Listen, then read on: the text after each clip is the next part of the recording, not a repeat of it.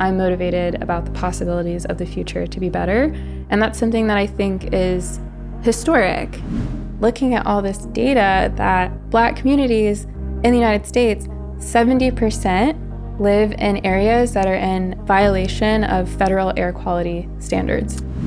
My ancestors were slaves in the United States, and their dream was for, their great-grandchildren to maybe have a possibility to go to school and maybe have a possibility to have rights to vote. And that's just been a part of my family history of always just thinking about the future being better for our ancestors to come. Hello, welcome to Earth Talk, the podcast for people and the planet. A space where we talk about global challenges from different perspectives, whilst we try to focus on solutions and reasons to be hopeful in times like these. I'm Leah Holdak, and thank you for tuning in. Hello, welcome to today's episode. Our guest today is Leah Thomas. So thank you so much for taking your time to be here. And first, how are you? I'm good. It's a lovely day in Scotland, and I'm excited to have this conversation. So thanks so much for having me. Okay, so for all the people maybe who don't know you properly, do you mind to give yourself a small introduction? Sure. I love when people ask this question because it feels like a Marvel comic book origin story, and I feel like I don't have a really cool one. But to everyone who doesn't know me, my name is Leah Thomas. I'm an environmental advocate from the United States. I live in Santa Barbara, California, and I'm really passionate about exploring the relationship between identity, social justice, and environmentalism. I formerly worked at Patagonia, which is a sustainable clothing company. I have a background in environmental science and policy, and I founded Intersectional Environmentalists last year, which is an online community and resource hub all about intersectional environmentalism. Only last year you founded it. Just last year, kind of on a whim. Why? Because it's so popular. I actually didn't know that. Yeah, it just kind of started, honestly. It was the beginning of the pandemic, and it was the Black Lives Matter movement in the United States. So I just kind of put a call to action to the environmental community to advocate for civil rights. Yeah. And then I started talking about intersectional environmentalism, and people were like, what is that? I want to be a part of it. So I was like, I guess I could start something maybe. And I just took a chance with some friends, and it worked out so far. Yeah, that is so cool. I really didn't know that. I think you're one of the people who maybe used COVID maybe the best in a way, made the best out of the whole situation. Yeah, I could say that, yeah. Okay, but still so how did your journey start? I mean that was all happening last year, but I think you just said you studied environmental science. So how did you actually started to get more interested in this kind of topic, and I mean what happened kind of way? I guess if we take it all the way back to my childhood, I'm from the Midwest in the United States, which is smack dab in the middle of the country, kind of a mix of urban environments, but also a lot of farmland. And I lived out in the suburbs, and I was always just chasing toads and things outside. So I've always loved animals and plants and biology. So I knew I wanted to do something in science, but I didn't know what exactly. But when I was in college, there was this really cool environmental science program, and I decided to take it. And at the same time, that's when the Black Lives Matter movement started in the United States. Actually, in my hometown, right outside of Ferguson, Missouri, because there were repeated, this is kind of, dark, but there's a lot of excessive violence enforced towards Black Americans in the United States. Yeah. So while I started studying environmental science, there was also this movement about racial identity and police brutality, and I felt like I couldn't really separate my environmental practice for my advocacy for civil rights. So when I was in school, that's when I really started to think about climate justice and how I could advocate for both racial justice and environmentalism at the same time. So I started writing about those topics when I was in school, and I didn't know what I wanted to do exactly, but I think all of that kind of led up to me eventually starting an organization that focused on that intersection. Wow, that's really interesting. So just at this point, because I think it's actually quite important. So But like obviously, like now when we talk about me, like I'm white and I'm a cis dude. Are you? I'm kidding. Yeah.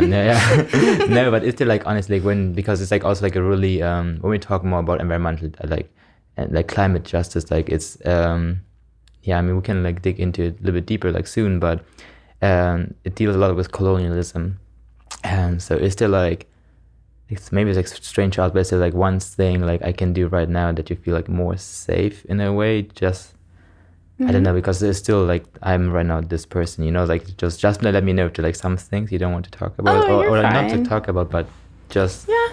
I mean, everything's pretty okay to talk about, you know? Yeah. And I feel like if it makes people uncomfortable, they can sit in that discomfort and hopefully Yeah. they can learn from it. But yeah, I'm pretty comfortable talking about it. So okay, yeah, but just we're seriously, good. just like let me know. We want to navigate the space like that you feel comfortable. Okay. Yeah, I like to tell people that they should care about these things. So it's fine. We can talk about it.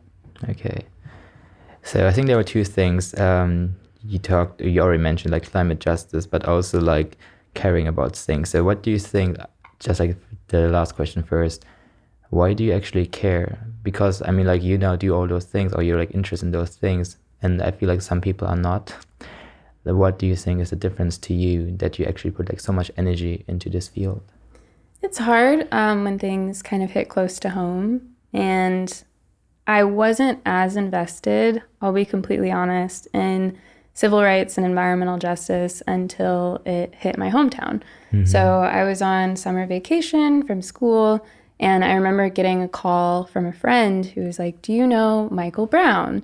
I had no idea who Mike Brown was, but he was an unarmed Black teenager in my community who was shot and killed.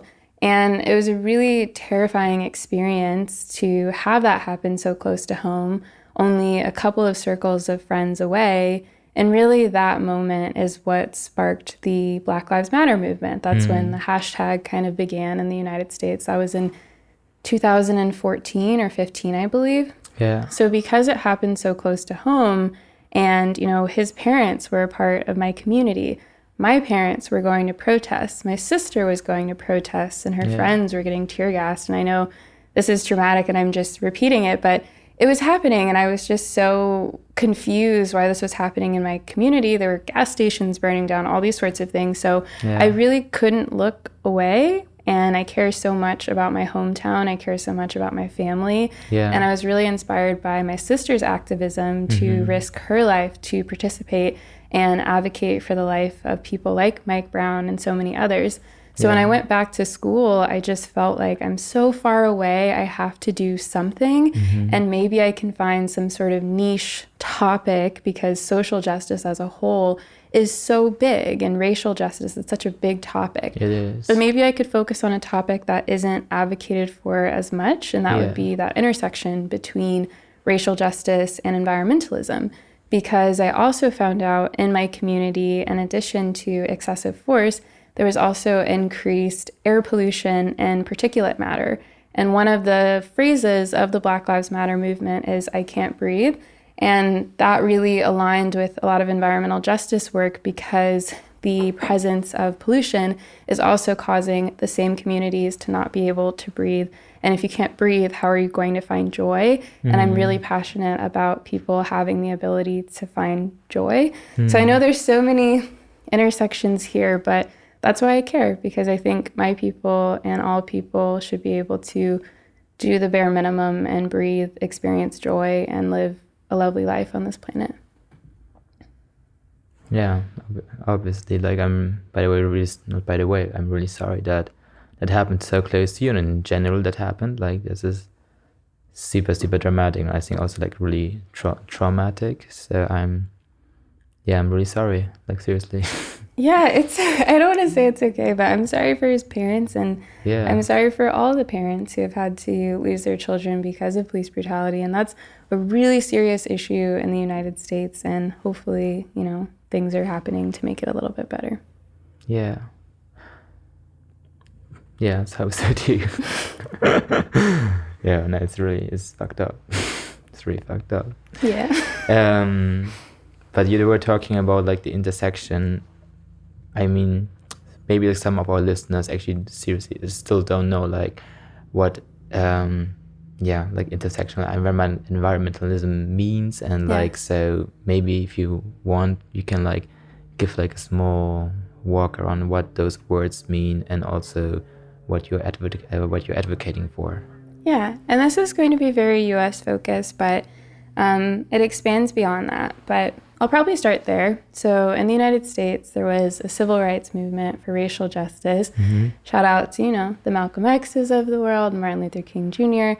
So that was around like the 60s in the US. Yeah. So after that is when we start to see the Earth Day movement happening in the 70s. So a lot of Earth Day organizers in the US were motivated by the civil rights movement and adopted a lot of their tactics. So a lot of like public demonstration that we see, even today in environmental activism, has roots in the civil rights movement of the 60s. Yeah. So after the environmental movement of the 70s, which was primarily white-led, we started to see that even though there were a lot of environmental laws and legislation that was passed as a result to Earth Day and that movement, a lot of communities of color were not equally protected by the legislation that was created during that movement.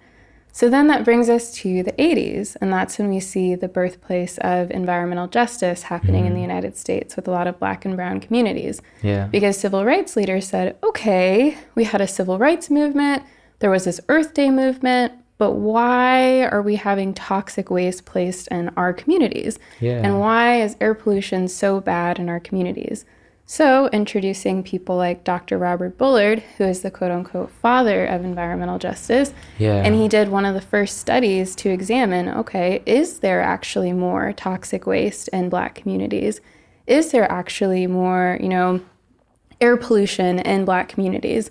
And the more studies he did and other people, they did find, okay, this is correlated, unfortunately. Okay. So that introduced the environmental justice movement in the 80s, and it's all about seeing, who is most impacted by environmental injustice. So the environmental justice movement started in the 80s, and here we are in 2021. You would think if we had all this data that clearly pointed out that people who have lower income or marginalized communities, if we know that they're experiencing environmental burdens disproportionately, then we probably should have done something. But we're all the way in 2021 and the data is pretty much the same. So that's why I thought, okay, we need to revisit environmental justice and take it one step further. Yeah. I don't think that environmentalism can't, if it doesn't advocate for environmental justice, and I believe it doesn't really advocate for justice at all. Yeah. So that's why I think intersectional environmentalism is so important, because it considers who is being impacted the most. And I don't want to give some boring history lesson, but honestly, it's really not boring. I'm actually quite fascinated, because also many things are new for me, So some things I definitely read and heard, but still it's super interesting. So please keep on going. So I guess now that I've talked about the environmental justice movement, I can talk about intersectional theory. What is this? It's really long. Intersectional environmentalism is 12 syllables. It's a mouthful. But intersectional theory... You counted. I like words. But okay, so intersectional theory was created in 1989 by Kimberly Crenshaw, who is a lawyer. All right. So she was examining a lot of civil rights cases, and she was finding lots of loopholes. So, for example, there was a court case at General Motors where General Motors fired all of the Black women employees. So they gathered together to file a lawsuit because they felt that they were being discriminated against because the Black women were being discriminated against. Yeah. However, the court decided to not rule in their favor because they said, well, white women still have jobs, so this isn't a feminist issue, and Black men still have jobs, so it's not a civil rights issue. Yeah. So her argument was, okay, but what if there's compounding factors? The fact that they are Black and the fact that they are women are compounding and creating some sort of outcome. Yeah. And that's how we get intersectional theory, which started in the legal sense. And it can be applied to so many different things. For example, if someone is white, but they're also queer, that's a compounding part of their identity that might impact some sort of outcome. And that's what intersectional theory is about. You don't want to miss something by not considering the ways different aspects of our identity impact how we interact with different systems. So I thought that that could be applied to environmentalism in the same way it's applied to feminism, that it's important to consider people's identities, whether it's wealth, religion, race, etc., sexuality, and how that might play a role in different environmental outcomes. Yeah, like, so much. Yeah, if that makes sense. Yeah, 100%. Actually, like I just like learned like 2 days ago. So like it's like expected that 80% of the climate refugees are going to be women. So it is like so like this whole topic is like so yeah, tied together. Yeah, as well like to the justice of like women and how like or like gender justice in general. So yeah, that's like it makes a lot of sense what you say. Yeah, you really miss a lot. So if you're advocating for the planet and you're like, save the planet, but for who? But also like, so yeah, and also maybe the planet doesn't need to be saved. Maybe it's gonna be us who need to be saved. Yeah, it'll live on. Maybe. Yeah. No, but yeah, maybe yeah, because I have like a one friend who's from Chile, and she told me like, yeah, I mean like, what does like net zero by 2050 mean, like when still like women are left behind? So like where's the point in that in a way? So yeah, that's a good point.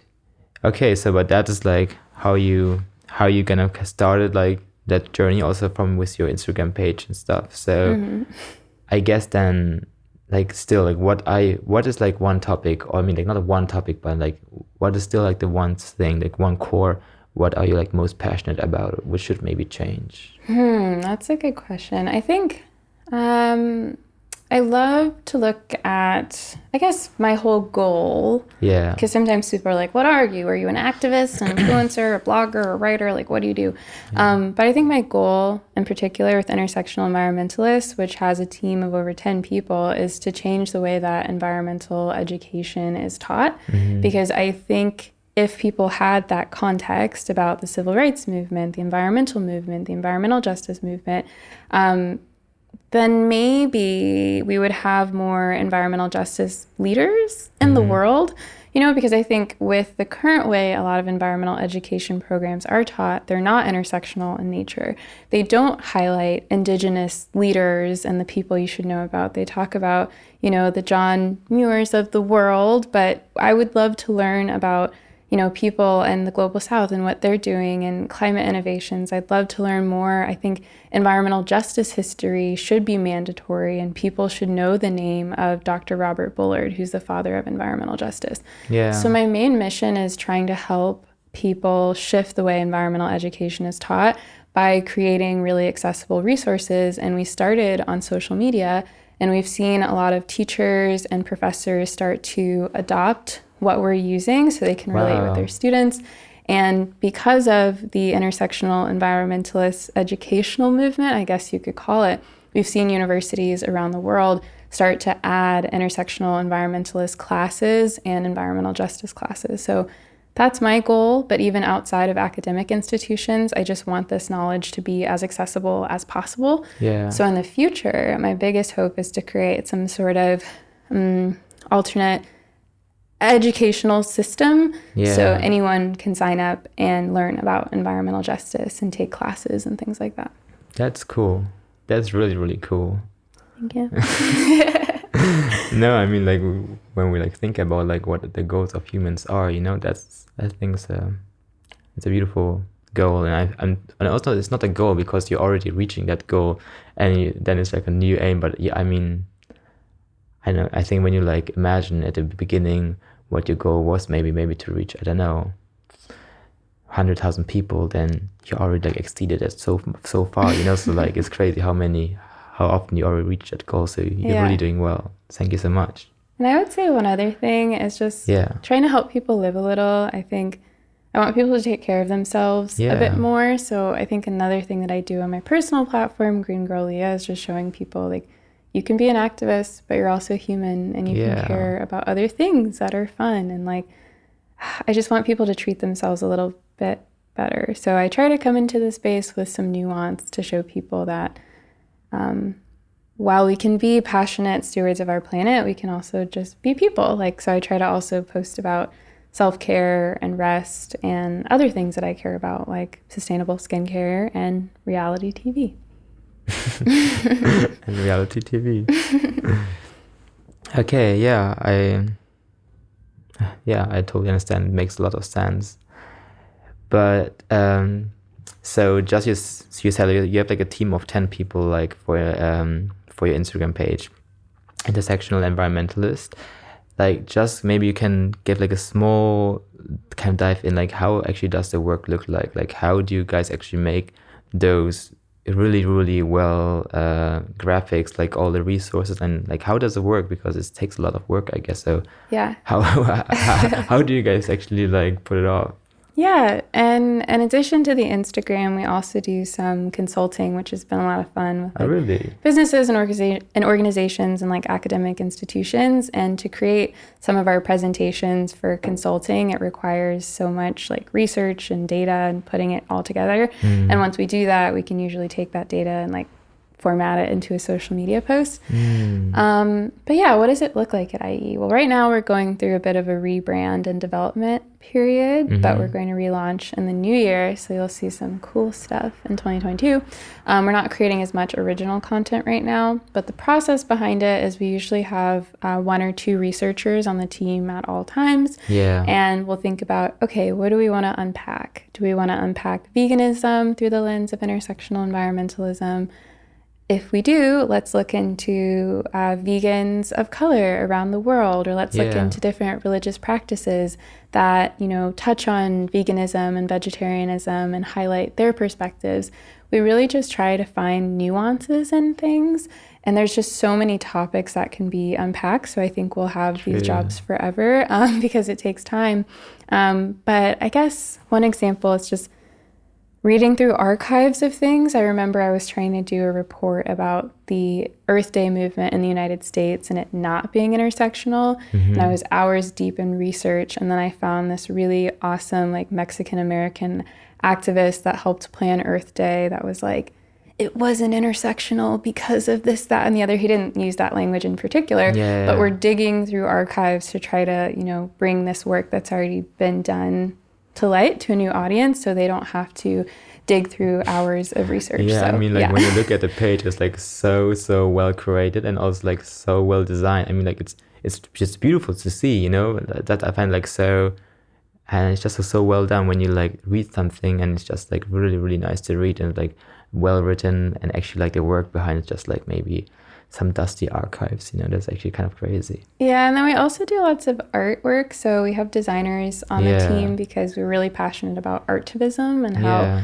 art can be used as, you know, a vehicle for change. So we also just have lots of like prints and things like that might say protect people and planet. Because we like that too. Cool. So, but more like not like a sad story, but we talked about like also taking care about yourself and stuff. But for you personally, maybe like what does the climate crisis actually mean for you personally? Like when you think about that word, like, yeah, what does it mean for you? When I think of the climate crisis, it doesn't feel like a hypothetical future. I feel like oftentimes in the environmental space, especially non-intersectional spaces, it's about saving our future. But the environmental justice crisis is here for a lot of marginalized communities and has been here for a long time. It's been here for my community, the Black community in the United States, because they're living with pollution burdens, increased respiratory illnesses because of that particulate matter in the air. They're living with more toxic waste in their communities, and it's already associated with really negative health outcomes. So when I think about the climate crisis, yes, I do think about the climate science and, you know, temperatures changing and things like that. But honestly, I think about the present and how my community and so many communities are already being negatively impacted.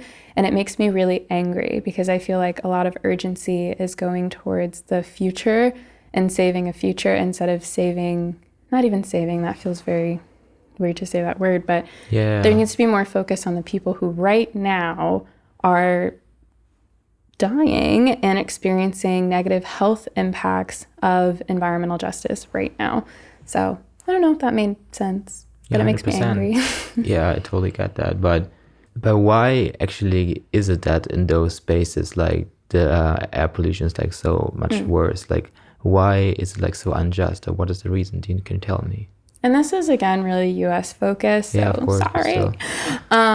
But yeah, so in the United States, there's a practice that's now illegal called redlining. Okay. So during segregation in the United States, and shortly after, a lot of banks would not rent or give like mortgage loans to Black people in certain areas.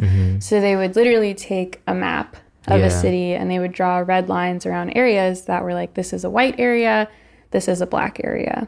So because of that, What the fuck? I know, it's really messed up. The US what is happening in your brain that you actually do something like they're that? like, You know? no, you can't live here.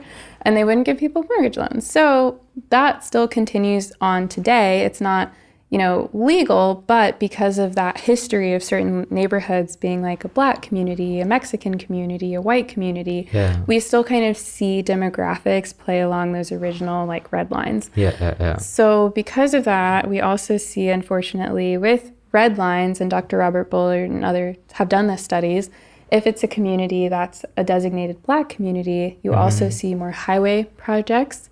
You see more toxic waste sites, landfills, and other environmental hazards in those areas. And the mother of environmental justice is named Hazel M. Johnson. And she... Why do I don't know those names? Like, See? what the fuck? That's Like, why this is I'm like doing so. this work. This is like so wrong. Right? Like, really, because I'm not like new to this whole topic, you know? No, honestly, and so many people have no idea who these people are, and that's why I want to, do this work. But her name's Hazel M. Johnson, and Thank you so much. calls it a toxic donut. So I like that imagery a lot more because, like, I like thinking about a donut, but it's toxic. So a lot of Black and brown communities were living in a toxic donut where their city's right here, and then they're just like surrounded by toxic waste, air pollution, landfills, etc. So some of it is racism, some of it's poor city planning. And honestly, they've been able to hide it for a really long time because I thought that there are a lot of people in my family and my neighborhood that have asthma and respiratory illnesses. And I just thought, okay, it's genetics, and that could be a part of it. But then when I started learning, okay, actually, this increase correlates with the particulate matter, and looking at all this data that Black communities in the United States, 70% live in areas that are in violation of federal air quality standards. 70%. 70%. In 2021. In 2021. And it's similar, but it's also like messed up because it's like 40% of white people do too, and like 60% of, Latinx people do too. So I'm like, a bunch of people are living with horrible air quality and have no idea. Wow. Yeah. So that's why I like to do this work. Okay. You mentioned that you feel really angry, and understandably angry when you think about the climate crisis. And like we're talking about, you talked about like taking a little bit more care about yourself. Like, what can you maybe like, not like advise other people, but like being climate anxious, like climate anxiety is like a real thing, I think. Yeah. That we both might experience it at one point in our life. Like, how do you keep yourself motivated then? Because like those topics are so they are so dark in a way, and then it's really about life and death, and it's happening right now. So it takes a big toll on your mental health. So how do you navigate the space? Yeah, how do I stay somewhat sane? That's a good question. I'm still figuring it out, but my mom is a therapist. Yeah. And she's like a social worker, so I really think that mental health is important, and I'm so glad I didn't have to grow up with stigma of that. So having a mom therapist, if I ever need to talk to someone, I'll talk to a therapist. And there are also eco-anxiety type therapists, which is amazing. There's an organization called Force of Nature that I really like. Wow. And they're based somewhere in the UK. And they talk all about climate anxiety and eco-anxiety, and they offer workshops, and we're collaborating together to offer a workshop that's also infused with intersectional environmentalism. Love it. So I'm seeing those sorts of spaces start to blossom a bit more. And I would also encourage people, like if you are in an activism space that's encouraging exhaustion or rewarding it, that's not healthy. Those are not your friends, because your friends and your community should want you to be nourished. And that's the whole point of having a community. If you have a community of 30 people and 2 people need to step out for a moment to take care of themselves, they can, because that leaves 28 other people.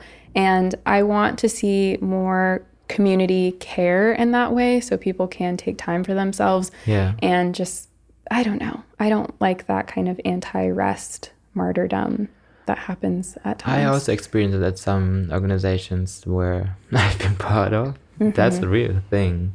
And also like just like how people value themselves, like because often you don't get much money for in working in those fields, so the other currency is kind of like how burnt out you are in a way. I don't like that. No, I support that. I don't like that as well. Okay, but still, like, well, you've been mindful. You grew up in a space where you could talk about that more openly, but still, like, imagine. Sorry about that, but imagine it hits you. You know, you feel like those kind of emotions, and you just like really. I don't know how you feel, but like then you just feel like, yo, this is hitting me right now. Like still, like are there maybe some practical tips for people, what they can do maybe to have like a different mindset? I know it's like a really intimate question, so it's totally okay. Like if you don't want to talk about so much about that, but still.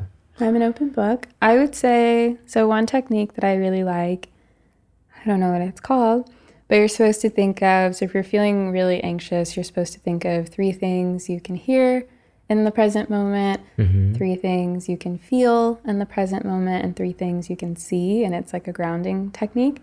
So if you're having anxiety, kind of just close your eyes for a second and think about 3 things you can hear. Like right now I can hear an airplane, a car, and your laugh, you know. And then if I can feel my clothes and the floor, etc. And there's 3 things I can see. And that's just a nice tactic to ground yourself. And then when you're there, just really assessing how you feel and validating it. I think if you try to shame yourself for having feelings, that just makes you kind of stay in it for even longer. And just remember, you're human. It's okay to feel things because we're not robots. And hopefully none of us are like psychopaths, because you should be able to feel, and that's okay. And I don't know any other practical tips, but I would just say do something that has nothing to do with activism. It's okay. Because if you're an activist, it's okay to turn your brain off. Your activism is not your entire identity. It's just a part of you. And find other things. So for me, that's hanging out with my cat, going to a farm if I want to, something fun. So I would encourage people to do something completely different that just makes them feel good. Nice. Yeah, but still, what do you think, what really keeps you like going? Because like still like it takes like so much energy. So somewhere this energy needs to come from, you know, that you still feel motivated to do all the work you're doing. I think possibility, like the possibility of a really beautiful future. And I know it's never going to be perfect, but I'm really rooted in the future, even though I'm also rooted in the present. I don't want to be too much in the future, but I took a test one time and they had like 3 of your top characteristics. And one of them was futuristic, which I thought was pretty cool. Yeah, it is. So I really like, I'm in the present. So much so because I believe in the possibilities of the future. So even if things are really shitty right now, I just hope, you know, I don't know why I have hope, but I do. I just try to be rooted in that because the alternative isn't healthy for me and a lot of other people. I'm not motivated by guilt. I'm not motivated by doom and gloom. I'm motivated about the possibilities of the future to be better. And that's something that I think is historic in my family, my people in the United States. Like, you know, my family my ancestors were slaves in the United States, and their dream was for, their great grandchildren to maybe have a possibility to go to school and maybe have a possibility to have like rights to vote. And that's just been a part of my family history of always just thinking about the future being better for our ancestors to come. Yeah. And if my ancestors wish that future for me and did everything to make that a reality, then I owe it to my descendants to do it. So I don't know. That's why I just stay rooted in it, because I want my great-great-grandchildren to have a planet to inhabit and live a really joyful life. Totally understand you. So maybe last question. As we're talking about hope and about the future, what is your vision of your ideal future in a way? How should it look like? Or how should it feel like, taste like, smell like? I don't know, but like... It should look like Amsterdam, because Really? it's so pretty. I was not expecting that at all. I was Like just in the Amsterdam. airport. It's so pretty. It's so well designed. But also I've been as well like Amsterdam, because like my train to Glasgow was leaving from Amsterdam, and I really like Amsterdam. It's a great place. It is really beautiful. Like all around, everyone I hear is like, Amsterdam. That's the place. So like, Interesting. I want it to be like Amsterdam, but I guess in a more practical level, like I want people to have their basic human needs and more, and breathe clean air and all that good stuff that I've been talking about. And then I also just want educational programs to shift. There's also a lot of education inequality in the United States. It's so expensive. Everyone's in student loan debt. So I want people to be able to receive a quality education for free or for not a lot of money. So I don't know. That's a part of it too. Okay, love it. So Leah, thank you so much for taking time. I think definitely for me it was pretty insightful, because I didn't know many things. And yeah, I just not wish, I'm sure you will. So just keep on doing what you're doing. You're doing amazing work. You're educating so many people. I'm really curious also where your whole journey will keep on going in the next years. We'll definitely try to see what's happening. So take care, and thank you for being here. Thank